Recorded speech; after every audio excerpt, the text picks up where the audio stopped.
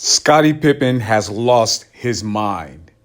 He has lost his mind. I don't know if he's lost his mind from all these different hairstyles he's getting, but he's lost his mind. And I understand Scottie Pippen somewhat in his lashing out and burying of Michael Jordan, because The Last Dance came out and it exploited Scottie's character. So I get it. And not only that, The Last Dance came out during the pandemic. No one's watching anything, no sports are on, and everyone's saying Jordan put that documentary out because LeBron was being compared to him and his greatness. And Michael Jordan just wanted to show, hey, this is who I am. I don't do social media, but check this out. Then in the meantime, during The Last Dance, which was the last season of Michael Jordan's Chicago Bull career, he just painted Scottie in a character that he shouldn't have, in my opinion. But he's Michael Jordan. We know what we're getting from Michael Jordan. Michael Jordan, as you've seen in the Last Dance documentary, comes off somewhat as a jerk. He doesn't speak up for social issues, or he doesn't get involved in anything political or anything. He's just Michael Jordan. He sells shoes and plays basketball and keeps himself and minds his own business. And he's criticized for it. He says Republicans wear sneakers too. They criticize him for it. Said he doesn't do anything for his community. Who cares? He plays basketball. This is who Michael Jordan is. So why are you not surprised? Michael Jordan's all about him and all about himself. Playing the game of basketball and being a winner. He's the greatest of all time as a basketball player. But like I said, I understand Scottie.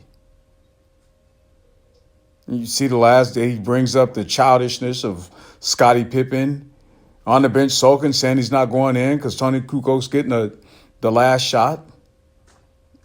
Called Scottie selfish because he wanted to get surgery during the season and was taking off games and wanted to redo his contract.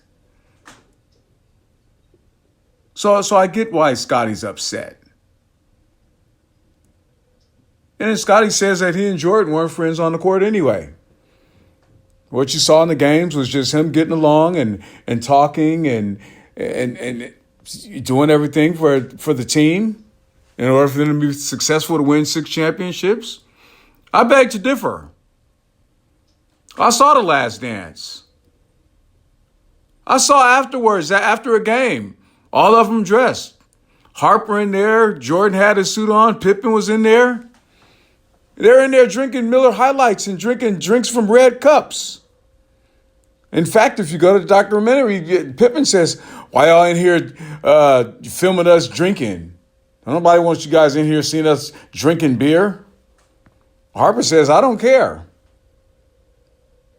You don't have a relationship with Michael Jordan. Why are you in there drinking with him after the game? Get your entourage and go somewhere else. I didn't see Dennis Rodman in there.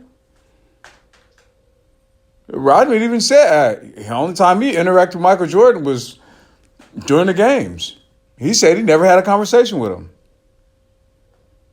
Scottie Pippen, in an interview in The Last Dance, Michael Jordan has his golf gear on. Scottie Pippen's dressed down. They're about to go play golf. Scottie's in the middle of an interview. And Michael Jordan interrupts his interview and says, come on, Scottie, we don't have time for this. Let's go, man. We'll get into the golf course. Sounds like they were pretty good friends to me. They were on the dream team together. Word has it that they didn't want Isaiah Thomas on the team because he was going to break team chemistry because no one liked him or got along with him. Well, that's funny. If you hear Scottie Pippen talking in his interviews now, he had nothing to do with Michael Jordan outside of basketball, let alone want to be on a dream team with him and play. If it's one thing that they did, they might not have got along outside of basketball, but I could assure you they agreed on one thing when they were off the court, and that was to keep Isaiah Thomas off the dream team. Now, they agreed on that, but I think they had a relationship even outside of that. And Scottie Pippen's just blowing smoke. Has this guy been jealous all that time? I, and I'm trying to figure out who this guy is. He doesn't have an identity. One thing you can say about Michael Jordan is he's a trendsetter. He wore the wristband all the way up the elbow. He shaved his head. He made that cool. His shorts were a little baggier. He wore the socks down. It went past his ankle. That was who he was. Scottie Pippen bounced around from team to team. He went to, Houston. Didn't work there. Blasted Charles Barkley in public saying he's out of shape or should have listened to Michael when Michael said that he's never going to win a championship because he doesn't want to work hard. Sounds like he had a relationship with Michael Jordan to be saying that. Or is it that he just wanted to put Michael Jordan on blast talking about Charles Barkley? That's petty. Then he goes to Portland where they were considered the Portland Jailblazers. He did nothing for them except get bounced out by Kobe and Shaq. Then he goes back to Chicago for a couple of games with a headband on. What are you doing with a headband on, Scottie Pippen? You never wear a headband. Keep your flat top and be yourself. And then he turns 50 years old and gets cornrows all of a sudden. I think he tried to have cornrows when he was with the Portland Trailblazers. Keep your flat top and be who you are. Now you got these dreads in your hair. You're trying to be somebody you're not. I think whoever did your hair, they must have connected it to your brain. This guy calls Phil Jackson a racist because he didn't put him in and to take the last shot instead of Tony Kukoc. And I'm not here to talk about Scottie Pippen and rake him over the coals because he was a tremendous player, one of the 50 greatest players of all time. And he says, well, Michael Jordan couldn't have won a championship without me, and I couldn't have won one without him. Well, I beg to differ. Because I think there's guys out there that Jordan could have won a championship with, and you could have went to another team, and you would have just been an ordinary Mo.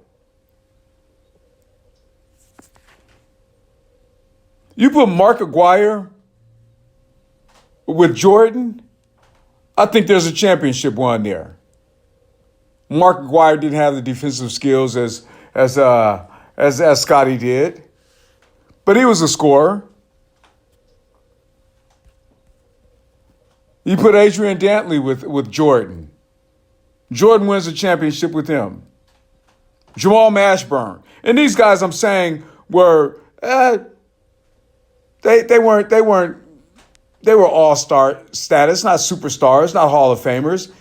Could they have been if they were playing alongside of Jordan? I'm probably sure. Cedric Ceballos, another one. Put him alongside Jordan in those Bulls in the 90s and put Rodman on that team with Glenn Rice. Those last 3 years, easily Mark Aguirre, Adrian Dantley, Jamal Mashburn, Ceballos, or guys like Glenn Rice, who were just kind of average players that were superstar, all-star, had all-star status. But you put them with Jordan and Rodman on those last 3 years, they got rings. And we're not even talking about Scottie Pippen. You proved it already, Scottie Pippen, that you couldn't get a ring when Jordan left. And sure, Scottie, you make the argument, well, Jordan didn't win anything until I got there. You mean after the Detroit Pistons beat the two of you up, beat you to a pulp till they had to change the rules? And I'm not discrediting them getting over the hump. What I'm saying is, you didn't do it by yourself. G-Money. You didn't do this by yourself. Now Scottie Pippen's hollering, don't forget about the brothers. No. It's about Jordan and the Chicago Bulls, not Scottie Pippen and the Chicago Bulls. And let me end it with this by saying how crazy Scottie Pippen is when he says to Michael Strahan, after asked, what do you want to be remembered as? And he says the greatest of all time. What?